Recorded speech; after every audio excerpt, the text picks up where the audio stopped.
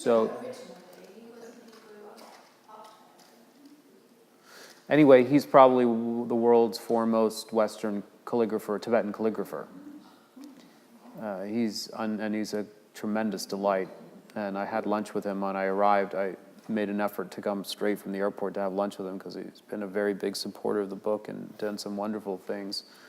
I would consider him like an older brother.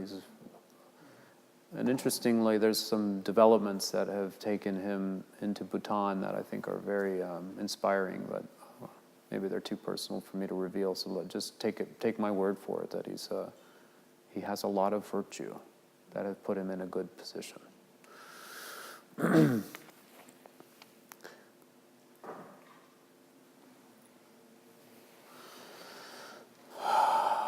Okay, next slide. Oh, you have probably reviewed these before. Okay, so now we've established that karma is really about the intentionality. The intentionality creates a cause, and the cause creates a result. And the result is not the environmental impact, but the result is the subjective experience. That much you don't have to buy it, but just for this presentation. And then we would say that there are certain causes or certain principles or certain characteristics of karma, which you've probably all been exposed to before. The first one is that karma is definite. In other words, our intention in any given moment must produce a specific kind of result. So it's not possible for a lemon seed to produce an orange fruit. A lemon seed only produces a lemon fruit. So what are the causes? Well, there are two kinds, the wholesome and the unwholesome. The wholesome includes things like speaking the truth. The unwholesome includes the 10 non-virtues, including lying, stealing, sexual misconduct, and etc. They definitely will cause a result similar to the cause. So that's what the definite is there. Next principle is that it grows.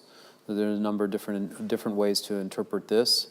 The traditional way is that the karmic seed that you deposit on the basis of your intention and action, over time, if it doesn't ripen, it enhances or it increases in both directions. Both the negative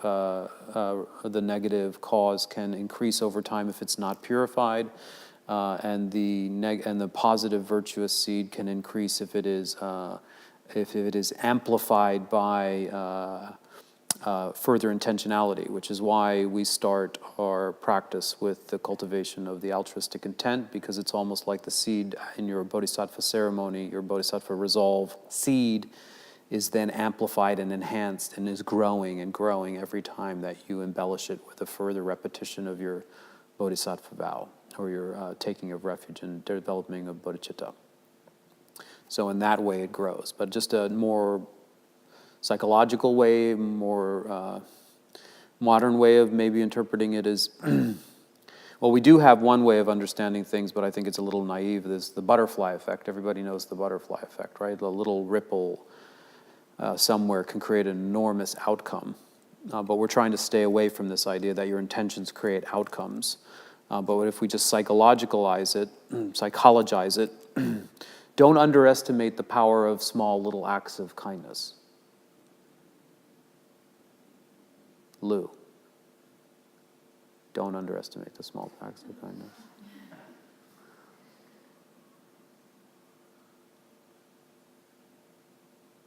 How you show up with particular states of distress can be the difference between accelerating and advancing those states of distress in another moment, or they can be the slow chipping away and eroding of that entire apparatus of self-destructiveness. It all starts with a small little intention. But it can grow into a completely new, different way of being, so that's possible. The third principle is that I sometimes switch them.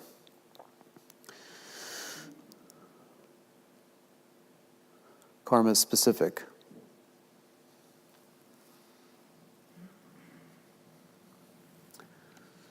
So don't have any naivete about how we develop the kind of experiences that we actually seek. So one of the popular notions out there, particularly those subscribers of the notion of the secret is all about the power of the mind, yes, but it is basically selling that your mind can, through the law of attraction, create tremendous amounts of wealth. And from a Buddhist science point of view, it is misleading. Because actually the intention is self-centeredness. And out of that intention, you do something good, let's say, or you imagine, like they say, imagine yourself. Live as if you're already wealthy.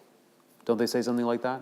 You're shaking your head because it's just, who's buying this? But millions of people, not many people will come to a Dharma center, but millions of people are buying that stuff. So be clear about the causes. Be clear about how you create the kind of conditions or circumstances or experiences that you actually seek. And they're all based on virtues. So part of my critique in the Gradual Awakening book is against the secular mindfulness movement, particularly because they have dropped virtue. They never talk about virtue. In fact, I'd ask you guys if in your instruction or your training with the MBSR, which is world-renowned and very impeccable, if they ever have a section on virtue. No, right? No. It's just, we don't want to talk about ethics or virtues. It's almost like the separation between church and state. We cannot talk about that kind of stuff. Morality, being good, that's not the purview of these kind of courses. But really, that's precisely the kinds of seeds that will lead to the experiences that all of us as human beings want. And so in my interactions with Geshe Tenzin Zopa, he's often defined meditation, which is so popular, a meme in our culture, but he defines meditation in a way that no popular culture ever understands meditation, which is the cultivation of virtue. He says the meditation is the cultivation of virtue. Good. I hope so. That's a good start.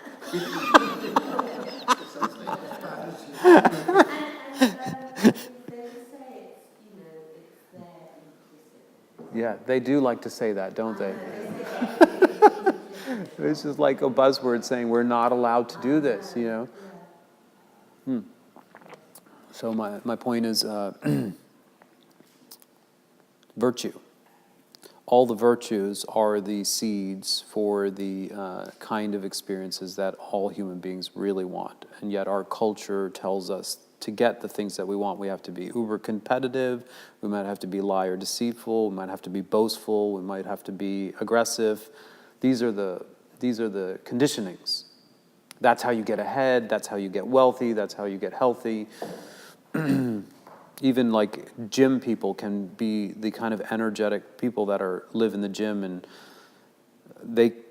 even in my own case, when I was doing a lot of Ashtanga yoga, which is a kind of practice that's pretty very, very disciplined and rigorous, I remember burning myself out because the intentionality driving me to the yoga mat every morning was self-defeating and self-aggressive. That's what I was like, motivating myself with punitive, instructive criticisms. So that's the seed. There's no way from that seed that you're going to get a good psychological result. So be careful about what you're doing and be like a gardener, discerning, and review the 10 virtues and live by the 10 virtues. And that's truly missing in a meditative culture that says just sit down for 15 minutes and do mindfulness. Nobody wants to talk about it. No one even knows what the 10 virtues are. The fourth principle is the one that we've already just discussed with, is it Blair? So the fourth principle is those seeds that have already been cultivated. So the third one is be sure you cultivate the right ones. And the fourth one is for those you've already planted, you have to accept their ripening. So most of us who are pain averse, for example, we're running from the hills when the inevitability of something we've already planted must arise. So the third principle is about the change principle. Be discerning. There was a gentleman here last night about be discerning about the intentionality that you choose to construct your life with in the future, whereas the fourth principle is about being accepting of the conditions, both positive and negative, that you have already planted. For example, if you're feeling happy, try not to be graspy about it. Savor it and enjoy it, but let it go. If you're having a good meal, or you're having a pleasant interaction, or you have a moment of insight, or you're on pilgrimage and you're high because you're with your Lama, you can't hold on to it. So the best that you can do is really savor it and seal it, but then be willing the next day not to be feeling that way. That is an accurate understanding of impermanence. And likewise, the same is true with negative feelings, although so much harder to practice, which is when it's really tough, how do you contain it and sit with it and hold it in a loving way and in an accepting way without resisting it and burying it, suppressing it, and judging yourself and adding fuel to the fire. So those are the main characteristics of karma. Next slide. Any questions about them?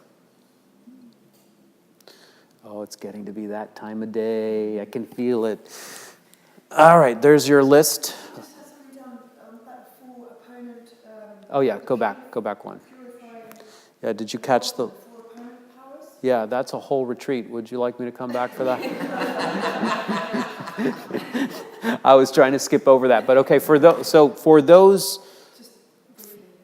it's a practice. It's called a purification practice. There are a number of different kinds of them. The Confessions of the 35 Buddhas is one of them. The main one is a Vajrasattva practice.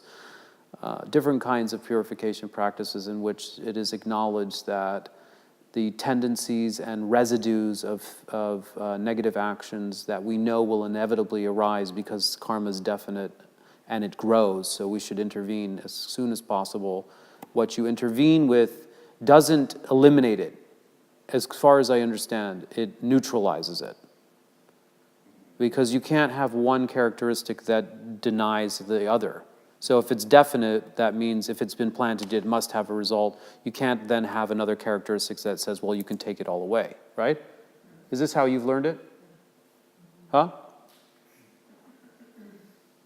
Huh? So one principle is that it's definite. Cause and effect must happen. The other principle says that for those negative causes that have already been planted but have not yet risen, there's a way to mitigate them, to neutralize their impact. So it may be that something that would be ordinarily very severe can be minimized if you can process it soon enough. So there are certain practices, and they're actually not. They look on the surface to be ritualistic and faith-based, but the four component powers are. Once you understand that every karma has four component parts: the object, the intention, the action, and the completion, and then you start to look at the four opponent powers, which are counteracting variables for each of those steps in a single karma. You start to see that there's been a lot of thought put into this. That it is actually conceivable that there's a very psychologically savvy interpretation of how things get minimized. Otherwise, it sounds very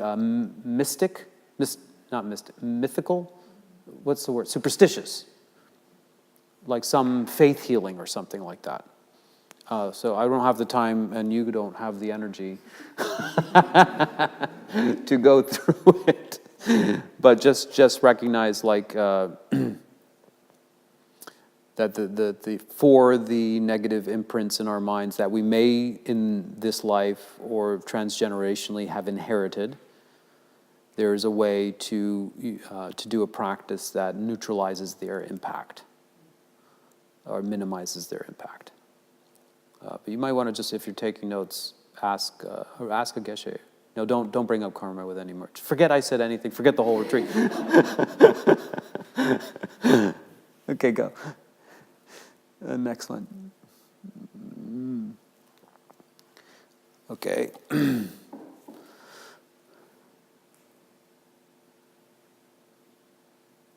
Not a very fun one to end the night on.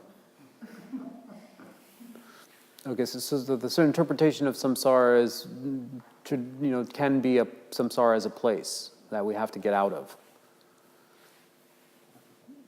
Like samsara as a condition or a circumstance. I'm in samsara. This is samsara. But there's a subtler interpretation that suggests that what samsara is the contaminated aggregates. What does that mean? The aggregates of mind and body have been tainted by stress instincts and traumatic imprints from evolution.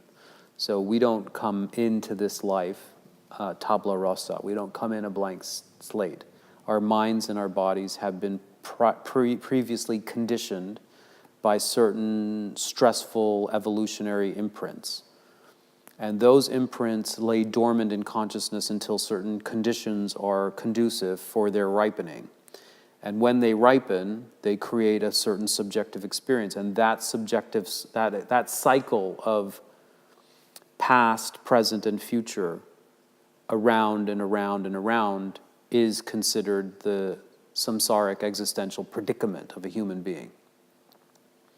So if you had child abuse, and you feel ashamed, and you retreat into isolation, and you don't relate, and you're ultra guarded, and then you get into a relationship eventually, but you are now uber subservient and compliant because you're deathly afraid of further rejection, and you kind of open the door for someone to take advantage of you again, you then set up a replication of the entire scenario. That would be considered the unconscious development of life, the wheel of life, or the condition or the circumstance of samsara. So that's one way of understanding that we are each complicit in the continuation of our own worst case scenario, and that is considered samsara. So that's why I didn't want to end on this point. But the real third noble truth about samsara is that because it's being created, it can be uncreated. So that's once you know your samsara is different from my samsara. How you create your pattern of... Can everybody at least agree that you have at least once, twice, 3 times, maybe more, experienced the same kind of experience over and over again? So we call that a revolving door. Around and around. We're getting a little older, a few more pounds, a few more wrinkles, a few more gray hairs, but the same circumstance keeps befalling us. But mostly, if we look carefully, it's mostly the same subjective experience. That is considered samsara. It looks like it's the circumstance, but really there is an unconscious active participation in the recreation of that. So suddenly you open the door for it to be psychological, and you open the door for it to be interpretive, and you open the door for it to be raised from unconscious to conscious in order for it to be interrupted. And then suddenly that becomes the purpose of your Dharma practice.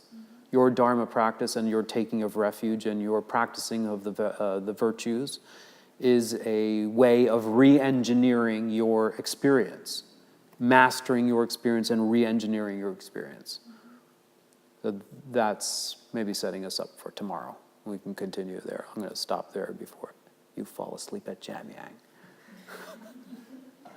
Okay, let's dedicate the class. Let's do dedication.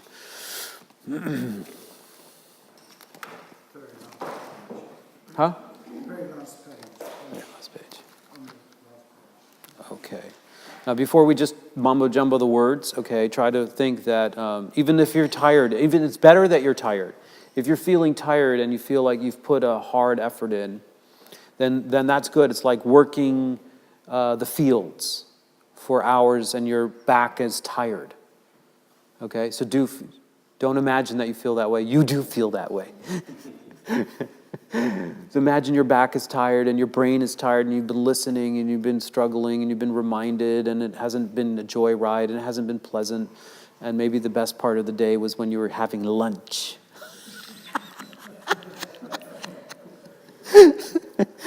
But nonetheless, because your sincerity and your integrity has been throughout the day to practice Dharma and to do it not only for your benefit, for the benefit of others, we've actually together from strangers become friends and like family.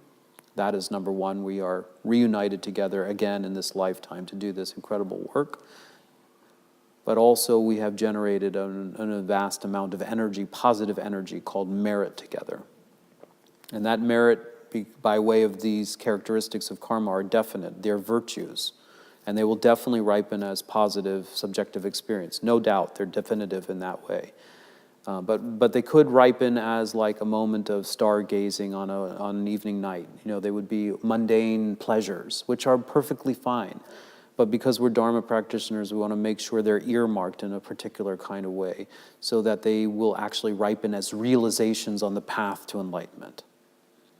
So by virtue of this practice, I dedicate them so that they may ripen as realizations on my path to enlightenment, not only for my benefit, for the benefit of others. Try to just take 1 minute in silence, really thinking about that.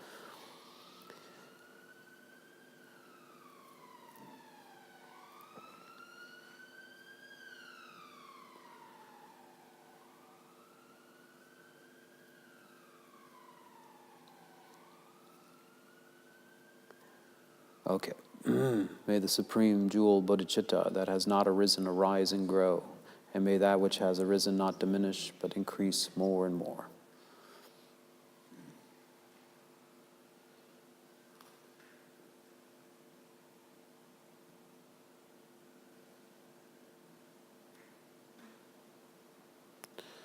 And we also dedicate a portion of this to our personal teachers, foremost Geshe Tashi Sering, Lama Zopa Rinpoche, Solensa Dalai Lama, Tenzin Zopa, any of your own personal teachers. One portion of this merit we dedicate for their long life so that the genuine Mahayana masters can remain with us, support us, guide us until we fully achieve our ambition or aspiration. And also a portion of this merit we also dedicate to your family members who may not have the inclination, predisposition, availability to be here with us to study the Dharma. May they also be healthy and one day connect with the Dharma, realize bodhicitta and awakening.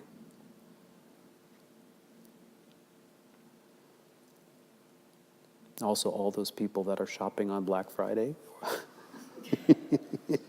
you dedicate a portion for them in their Dharma activities. One day they come, in their shopping activities, one day they come in contact with the Dharma and recognize their original nature and become loving and become exceptional human beings.